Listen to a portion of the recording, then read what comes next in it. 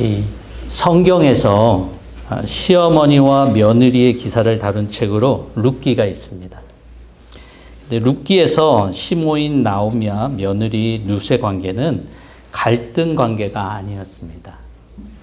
근데 성경에서 소위 시월드로 인해서 갈등을 겪는 장면이 딱 한 장면이 나오는데 그게 바로 오늘 본문이에요. 1절에 보면 시누인 미리암이 올케가 되는 모세의 아내 굿스 여인을 모세가 취함으로 인해서 비방을 하죠.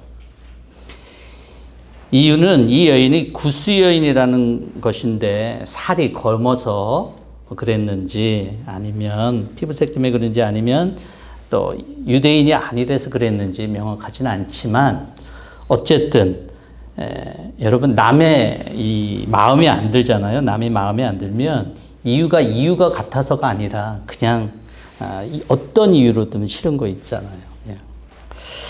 이 굿스 여인에 대해서 이 칼뱅은 굿스를 미디안과 동일시하는 하박국 3장 7절 말씀을 근거로 이 굿스 여인이 미디안 제사장의 딸인 모세의 본처 십보라로 해석을 하고요. 또 다른 해석은 이게 시간상으로 상당히 출애굽이 많이 진행됐기 때문에 이미 모세가 십보라를 취한 거는 이미 40년이나 지났는데 이 여인은 십보라 사망 후에 다른 여인을 굿스 여인 에디오피아 여인을 취했다라고 하는 견해도 있어요. 어떤 해석이든 간에 올케가 마음에 들지 않아서 이 시누인 미리암이 트집을 잡는 거예요. 하지만 2절을 보면 겉으로는 굿스 여인에 대한 시월드의 트집 같지만 2절을 보면은 이렇게 얘기합니다. 모세와만 말씀하셨느냐? 우리와도 말씀하시지 않았느냐? 이런 얘기를 해요. 아마도 이 갈등의 주 원인이 미디암과 아론과 상의 없이 한 모세의 어떤 결정, 즉 십보라의 아버지인 이드로의 의견을 들어서 10부장, 50부장, 100부장, 1000부장 제도를 실행한 일이나 또 이게 문맥상으로 11장에 어떤 일이 있냐면 모세가 자신의 리더십을 이스라엘 70장로들을 세워서 리더십을 나눕니다. 근데 거기에 아론이 들어가지 않아요. 미리암도 들어가지 않고. 더군다나 이 미리암은 이 당시에 이스라엘 여인들에게 매우 높은 영향력이 있을 것으로 학자들은 말해줍니다. 출애굽 당시에 미리암이 한 놀라운 일이 있어요. 그건 뭐냐면 춤을 추고 노래하며 속옷을 치면서 그 다음에 찬양하는 장면이 나와요. 근데 이것이 나중에 여러분 다윗이 블레셋 장군 골리앗을 물리치고 나올 때 그 여인들의 모습과 동일합니다. 그래서 여자 군중들의 그런 최초의 그것을 리더십을 이끌었던 그런 여인이에요. 그리고 그 찬양은 그 드보라, 사사 드보라였던 그 드보라의 노래와 비교되면서 회자되고 있습니다. 또한 6절에서 보면 이렇게 얘기하고 있어요. 너희는 나의 말을 들어라. 너희 가운데 예언자가 있으면, 즉 이 말씀은 하나님조차도 이 미리암이 예언자적 역할을 하고 있다는 것을 인정해주고 있어요. 그러니 모세의 1인 리더십에 대해서 자신을 인정해주지 아니하는 미리암과 아론, 이 불만족과 불평이 있고 그것을 밖으로 표현하는 이런 부분들이라고 학자들은 좀 생각하는 면에서 이 12장을 여러분 이렇게 좀 이해할 필요가 있어요. 근데 이것을 보면서 이게 오늘날과 별로 다르지 않다라는 좀 생각을 좀 해봅니다. 어쨌든 이런 일에 대해서 하나님이 세 사람을 당장 부르십니다. 그러고는 7절에서 이렇게 얘기를 하세요. 나의 종 모세는 다르다. 그는 나의 온 집을 충성스럽게 맡고 있다. 모세는 너희들과 다르다라고 하면서 하나님께서 이 모세에 대해서 모세의 편이 되어주셔요. 우리가 잘 아는 것처럼 이 일 후에 미리암은 문둥병이 걸렸고 모세의 중재로 모세의 기도로 7일간만 진 밖에 있다가 다시 들어오죠. 근데 여기에서 모세를 다르게 여기시는 하나님이 의미하시는 충성스러움의 기준이 뭐냐는 거예요. 우리는 충성 그러면 고린도전서에 나오는 우리 4장 2절에 맡은 자에게 구할 것은 충성이니라. 이 말씀 여러분 잘 기억하실 거예요. 또 서문학교에게 얘기하신 것처럼 예수님께서 얘기하신 것처럼 죽도록 충성하라. 그리하면 내가 생명의 면류관을 너에게 주겠다라고 하는 말씀도 기억날 거고 성령의 9가지 열매 중에 하나인 충성, 그것을 여러분 기억하실 수 있을 거예요. 그래서 우리는 신앙훈련에 있어서나 교회 일에 있어서 온갖 충성스럽게 이 일을 열심히 하고자 합니다. 즉 열심을 다하는 것이 충성이다라고 생각을 해요. 열심을 다하는 부분이 충성이 있어요. 근데 하나님의 말씀에 충성스럽다는 말이 이런 열심만의 의미라면 미리암은 충성스러운 사람이었을까요? 네, 미리암은 충성스러운 사람이에요. 여러분, 우리가 미디의 삶이 어땠는지 우리가 잘 알고 있잖아요. 모세를 더 이상 키울 수가 없어서 부모가 갈대상자를 만들어서 물을 떠나보낼 때 모세 뒤에서 졸졸 쫓아가면서 모세를 공주에게 지혜롭게 말해서 모세의 생명을 살린 중요한 역할을 한 사람이 바로 이 미리암이에요. 히브리서 11장에서 믿음으로 모세의 부모가 왕의 명령을 무서워 안 한다고 했지만 미리암은 어린 나이임에도 불구하고 담대하게 물에 떠간 아이를 따라갔고 공주에게 나아갔어요. 어쩌면 이런 열심 때문에 자신을 배제하는 모세에게 더 섭섭해할 수도 있습니다.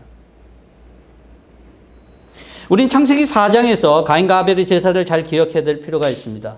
믿음의 제사와 예배가 무엇인지 하는 것에 대한 좋은 표본인데요. 가인은 농사한 것의 열매를 하나님께 예물로 드렸고 그것이 1년이 될지 6개월이 될지 우리는 모르겠지만 어쨌든 시간과 정성을 들여야 얻을 수 있는 가인의 제물에 비해서 아벨은 어린 양을 가져왔어요. 그리고 그걸 번제로 드려요. 열심의 양으로 따진다라면 가인의 제물이 더 나을 수 있어요. 우리의 믿음의 삶에 있어서 열심히 하나님의 충성이라고 생각하는 것 상당히 조심해야 합니다. 이런 기준이라면 열심히 최선을 다하는 자, 하나님의 계명을 지키려고 애썼던 그 바리새인의 삶을 경계한 예수님을 이해하기가 조금 어렵습니다. 이 모세의 충성을 이해하기 위해서 우리가 비교해야 될 성경 본문은 바로 히브리서 3장 5절 말씀입니다. 우리 히브리서 3장 5절 말씀을 우리 다 같이 읽겠습니다. 모세는 하나님께서 장차 말씀하시려는 것을 증언하기 위한 일꾼으로서 하나님의 온 집안에서 성실하였습니다. 예. 그 밑에는 개역개정인데 바로 성실이 충성으로 번역됐기, 충성이 성식으로 이 성실로 이 세 번역에서는 번역됐기 때문에 제가 같이 놨어요. 이 모세의 충성, 성실함, 이것은 하나님께서 장차 말씀하시려는 것을 증언하기 위한 일꾼의 측면에서라고 하는 점을 얘기하고 있어요. 이것은 어떤 열심이나 최선을 다하는 것보다는 어떤 방향에 대한 말이에요. 열심히 하지 말라는 얘기가 아니에요. 그렇지만 방향이 있어야 된다는 거예요. 어떤 방향이냐면 하나님의 구원의 역사를 말씀하시려는 증인으로서의 삶을 얘기하는 거예요. 모세는 앞으로 일어날 예수 그리스도의 구원의 역사를 하나님의 말씀을 통해서 이해하고 그것을 이루기 위해서 그 방향에서 열심을 다한 인물이었다라고 하는 거예요. 10가지 재앙, 유월절, 홍해, 만나, 메추라기, 시내산의 십계명, 광야 생활, 가나안 입성, 이 모든 것들이 예수 그리스도를 통한 하나님의 구원의 역사와 다르지 않다라고 하는 것을 저와 여러분들은 잘 알아요. 두 개가 다 과거의 시점에 있기 때문에 비교해 볼 때 똑같다라고 하는 사실을 우리는 잘 알아요. 그렇지만 모세는 앞으로 다가올 그 일에 대해서 그것을 정확하게 하나님의 말씀을 이루는 그 도구로서 정확하게 그 방향 속에서 그걸 맞추기 위해서 모세가 했었다는 거예요. 더군다나 6절, 히브리서 3장 6절을 보면 그러나 그리스도는 아들로서 하나님의 집안 사람을 성실하게 돌보셨습니다. 이 얘기는 모세와 그리스도가 같은 목적, 같은 방향에서 일을 했다라고 히브리 기자가 증언하고 있는 거예요. 여러분 신앙생활 할 때 열심히 하는 거 필요합니다. 그렇지만 열심보다 신앙의 방향은 더 중요해요. 열심만 가지고 신앙의 방향을 생각하지 않을 때 스스로 왜곡된 신앙에 빠지거나 심지어 이단에 빠질 수도 있습니다. 왜냐하면 인간은 누구나 나 스스로가 열심히 최선을 다하고 있는 삶에 대해서 결코 나쁜 점수를 주지 않아요. 바리새인들이 스스로 빠져나오기 힘들었던 것은 저들이 바보라서가 아니라 스스로 열심히 했기 때문에 그래요. 이단에 빠진 사람들이 나와서 적응 못하는 것도 뭔지 아세요? 아이러니하게도 교회에 오니까 너무 심심하다는 거예요. 너무 설렁설렁하다는 거예요. 거기선 정말 목숨 다해서 일했는데, 목숨 다해서 충성했는데 와보니까 이거 교회는 너무너무 쉽다는 거예요. 그래서 다시 돌아갑니다. 너무 아이러니하지 않아요? 삶을 열심히 살지 않은 사람들은요, 솔직히 회개하기가 쉽습니다. 그런데 방향은 틀렸지만 세상에서 열심히 살고 있는 사람들 회개하기가 쉽지 않습니다.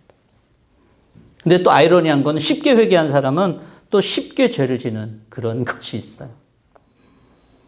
열심히 사는 사람들은 회개하기가 쉽지 않지만 회개하면 소위 진국이에요. 그런데 방향이 잘못된 그런 열심을 하나님이 인정해 주기는 어렵다라고 하는 거예요. 열심히 하지 말라는 것이 아니라 어떤 방향에서 열심을 내고 있느냐가 중요하다는 말입니다. 교회는 하나님의 나라로서 그리스도를 통한 구원의 역사를 증거하는 일을 하는 방향으로 나아가야 돼요.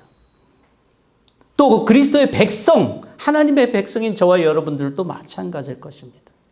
우리는 신앙생활이 우리 스스로의 만족, 내 안에 구원에 대한 어떤 그런 확신과 또 주님께서 우리에게 허락하신 은혜와 축복, 이것에 대한 것만 만족하고 있는 것이 아니라 이것을 선포하고 알리고 증인으로서의 삶으로 나아가야 되는 것이 반드시 필요합니다.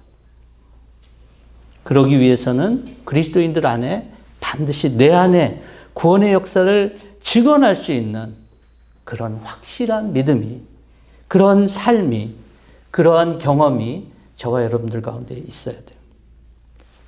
사람들이 증언의 삶, 증인의 삶을 말하면 나는 그런 성격의 사람이 아니라고 표현력도 부족하고 여러 가지 이유를 얘기할 수 있습니다.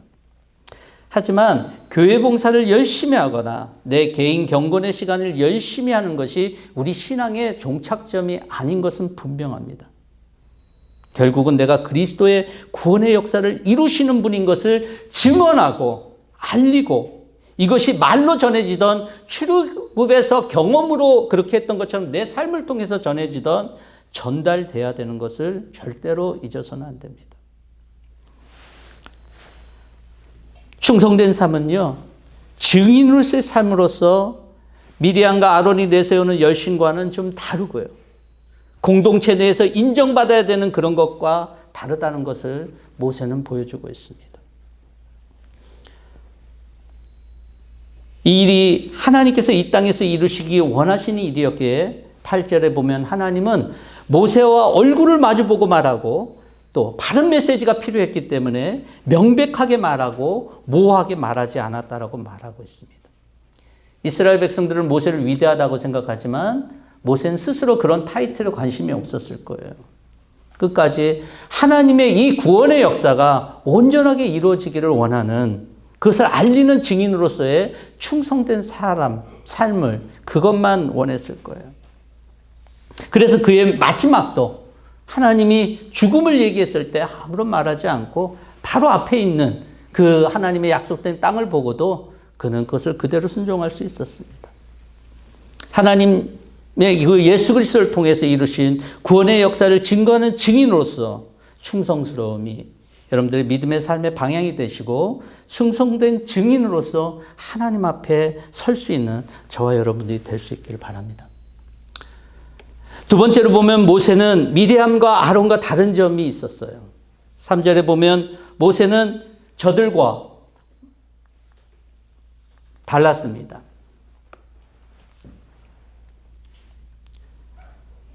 그는 3절에 보면 이렇게 말하고 있습니다. 모세로 말하자면 땅에 사는 모든 사람 가운데 가장 겸손한 사람이다.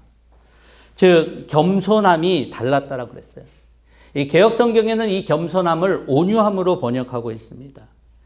이 단어는 히브리어로 아나우라고 하는 단어인데 예수님의 팔복 설교에 나오는 온유한 자는 땅을 차지할 것이다라고 할 때 그 온유하다는 단어하고 동일한 단어예요. 저는 이 번역이 온유함으로 번역하는 것이 더 자연스럽다라고 봅니다. 근데 이 히브리어의 이 아나우는 아나라는 단어에서 파생되었는데요. 원래 이 의미가 히브리어에는 여러 가지 형들이 있어요. 수동태, 능동태 이런 것만이 아니라 좀 복잡한 것들이 많아요. 이 아나라고 하는 단어의 원래 의미는 피엘형으로, 피엘형은 뭐냐면 강제 능동태예요. 그래서 억지로 시키다, 강제로 복종시키려 하다라고 하는 뜻이에요. 이게 강제 능동태가 되는데요. 누가 하는 것이 아니라 자신이 스스로 한다라고 하는 의미가 있어요. 그러니까 자신이 스스로 억지로 뭘 시키는 거예요. 자신이 스스로 강제로 복종시키는 거예요.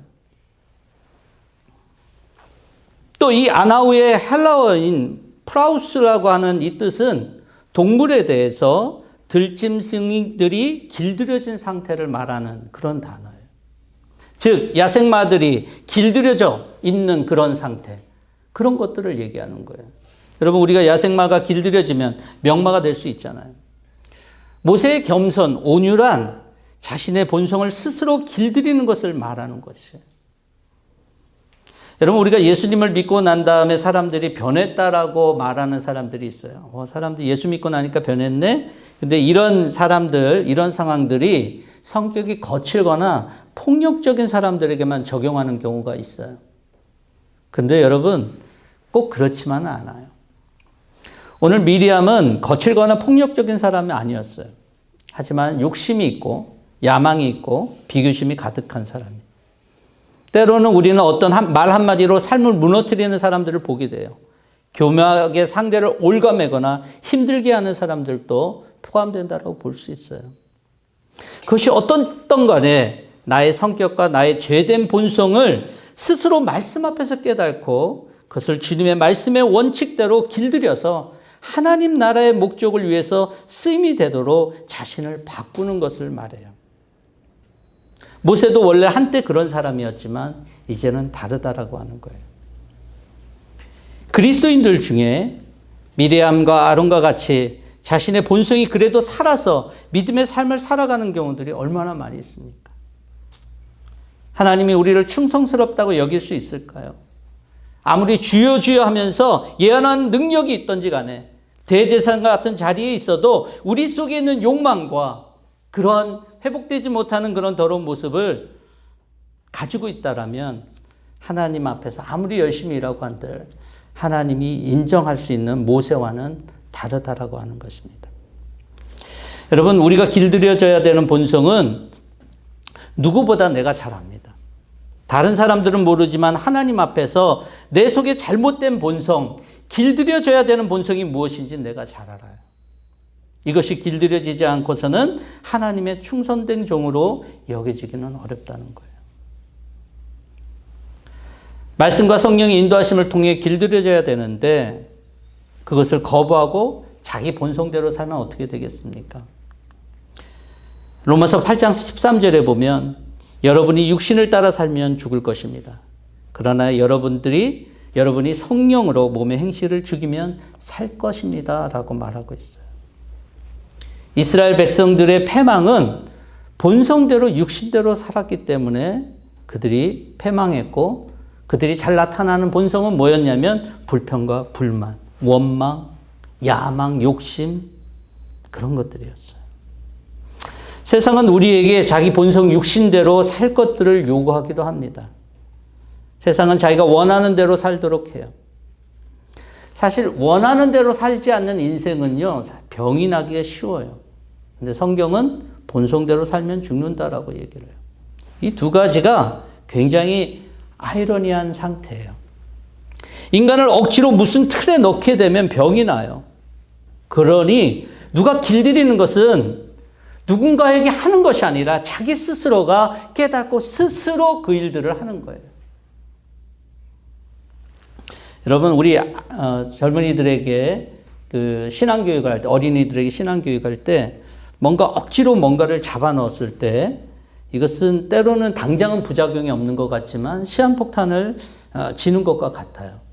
제가 학생 사역을 하면서 고등학교 때까지는 정말 신앙생활 잘하다가 대학교 와서 다 교회를 떠난 사람들 너무 많이 봤어요.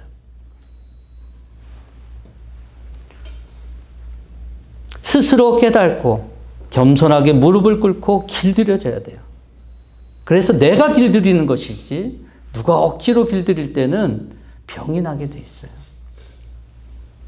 모세는 이런 원리를 잘 깨닫고 주님 안에서 자신을 길들였어요. 심지어는 자신의 죽음조차도 하나님께 순종하면서 맞습니다. 여러분, 길들이기 위해서 뭐가 필요하겠습니까? 하나님의 말씀이 필요해요. 저는 세상의 기준을 공부하고 하나님의 기준을 공부하고 이 두 가지가 다 필요하다고 봐요. 세상의 기준의 한계를 알고 그 이후에 하나님의 기준에서 하나님께서 나를 거기에 맞추고 나아가려면 하나님의 말씀이 무엇인지 알아야 돼요. 성경 공부는 하나님의 기준이 무엇인지 알 수 있게 만들기 때문에 왜 내가 이 세상 속에서 하나님의 기준을 따라서 살아가야 되는 것인지, 여러분, 인간은 본성으로서 하나님의 기준을 잘 따라가기 살기 어려워요. 근데 그 성경 말씀을 통하여 그것을 깨닫고 우리가 거기에 맞춰서 살아갈 때 세상의 기준이 아닌 하나님의 기준을 따라가서 살 수 있는 거예요. 또 여러분, 성령으로 몸의 행실을 죽이려면 여러분, 우린 기도의 삶에 필요한 것을 잘 알아야 될 것입니다. 절대적으로 필요해요. 저와 여러분들 스스로 뭔가를 바꾸기에는 우리가 죄의 본성이 너무 강해요. 모세처럼 온유한 사람, 겸손한 사람으로 여러분 살기 위해서 저와 여러분들이 하나님의 말씀과 기도하는 삶을 꼭 가지고 길들여지는 그런 삶이 될 수 있기를 바랍니다. 세 번째로 모세처럼 이렇게 모세처럼 다르다라고, 나의 종 모세는 다르다, 모세처럼 다른 삶을 살면요, 하나님께서 우리의 삶을 책임져 주세요. 오늘 미리암과 아론의 분쟁이 누가 나서냐면 하나님이 나서요. 근데 4절에 보면 하나님이 이런 표현을 써요. 주님께서 모세와 아론과 미리암을 당장 부르셨다. 당장. 하나님의 즉각성을 보여주고 있어요. 저는 가만히 생각하면서 이것이 하나님이 나설 일인가? 시누이와 올케의 이 분쟁이 하나님이 나설 일인가? 라는 생각도 할 수 있지만 하나님이 당장 나셔요. 이것은 바로 하나님의 충성된 종의 문제였기 때문에 그래요. 이것은 하나님이 중요하게 생각하는 종에 대한 하나님의 태도예요. 하나님의 충성된 종들을 위해서 대신 일하시는 거예요. 예수님께서 복음서에서 여러 가지 병을 고치세요. 근데 마태복음 8장에 보면 예수님 치유 장면이 8장 전체거든요. 첫 번째는 나병 환자가 와요. 본인의 문제를 가지고 오잖아요. 그래서 손을 내밀라고 병을 고치세요. 두 번째 나온 사람은 바로 백부장이에요. 자기 하인의 중풍 문제를 가지고 와요. 하나님께서 백부장의 믿음을 보시고 가라 그래요. 믿음대로 낫겠다 그래서 낫잖아요. 그죠?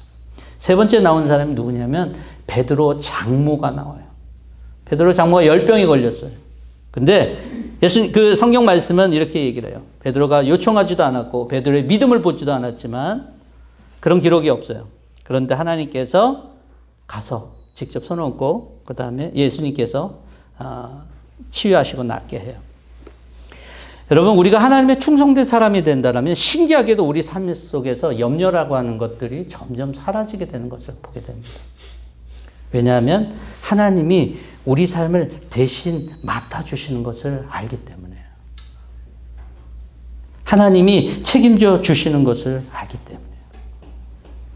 베드로는 이런 경험 때문인지 모르겠지만 베드로전서 5장 7절에 이렇게 얘기합니다.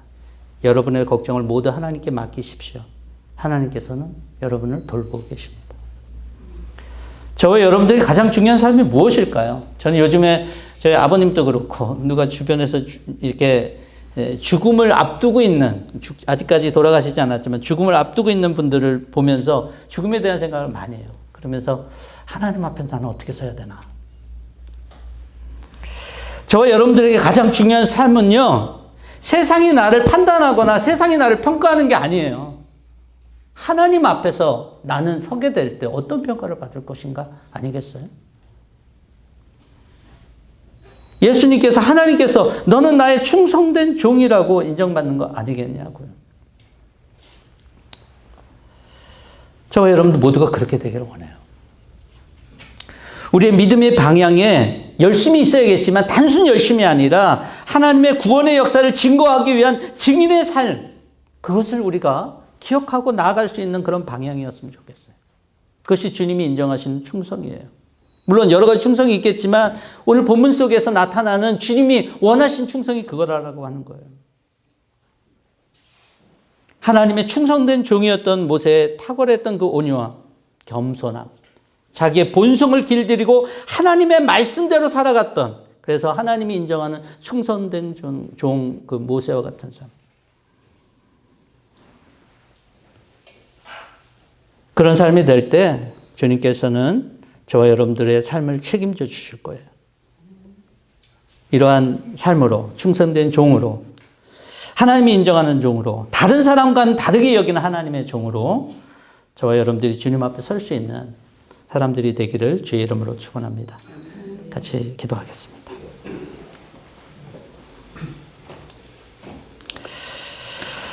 하나님 감사합니다. 우리가 주님 앞에 서게 될 날 주님의 평가를 두려워하게 하시고 그 앞에서 주님 충성된 종으로 여겨질 수 있는 믿음의 삶을 저희들이 경주하게 하여 주시옵소서. 하나님, 단순히 나의 열심이 아니라 주님이 원하시는 것이 뭔지 깨닫게 하시고 주님이 그리스도를 통해서 이 땅 가운데서 구원의 역사를 이루시고자 하는 그런 일들에 대한 증인으로서의 삶을, 그런 방향들을 약하지만 그 올바른 방향을 가지고 나아갈 수 있는 성도들이 되게 하시며, 또한 주님의 종으로서 나의 길들여지지 않은 것들을 하나님의 말씀과 기도로 길들여서 주님 앞에 하나님 주님의 도구로 쓰임받기 부족함이 없는 자들이 될 수 있도록 도와주시옵소서. 이 땅을 살아갈 때 그런 충성된 종으로서 하나님이 나를 책임져 주는 그런 놀라운 기적의 역사도 많이 누리며 나아갈 수 있도록 주님 은혜 내려 주시옵소서. 감사하며 예수님의 이름으로 기도하옵나이다. 아멘.